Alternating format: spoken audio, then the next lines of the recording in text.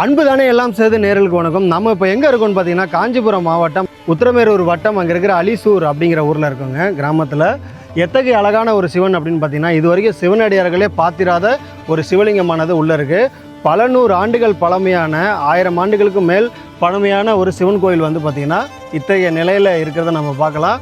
ஒரு வருடத்துக்கு முன்னாடி கோவில் இடிகிற நிலையில் இருந்ததுனால பாலாலயம் பண்ணியிருக்கிறாங்க. அப்புறம் எந்த விதமான வேலைகளும் நடக்கலை அப்படின்னு சொல்லிட்டு நமக்கு வந்து சொல்லியிருந்தாங்க. அதன் மூலிமா அந்த கோவிலை வந்து பார்க்க வரலான்னு வந்திருந்தோம். என்ன ஒரு அதிசயம்னா இருக்கிற இந்த உலகத்தில் இருக்கிற சிவனடியார்கள் எத்தனை பேர் பார்த்துருப்பாங்கன்னு எனக்கு தெரியல.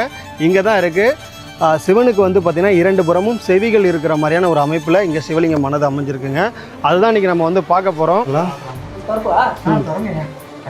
பார்க்க ஆர்வமாக இருக்கோங்கய்யா. சிவசிவா சிவசிவா ஐயா, காது அமைப்பு இங்கே பாருங்க. இதுதான் வந்து காது அப்படியே இருக்கு.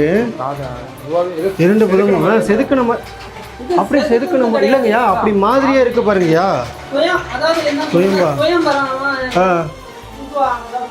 என்ன தெரியுங்களா, இந்த ருத்ரபாகத்துக்கும் இந்த ஆவுடைக்கும் வந்து பார்த்திங்கன்னா சம்பந்தம் வெகு தொலைவு. ஏன் அப்படி சொல்கிறேன்னா இந்த ருத்ரபாகத்தினுடைய வயது ரொம்ப ரொம்ப மூப்பு.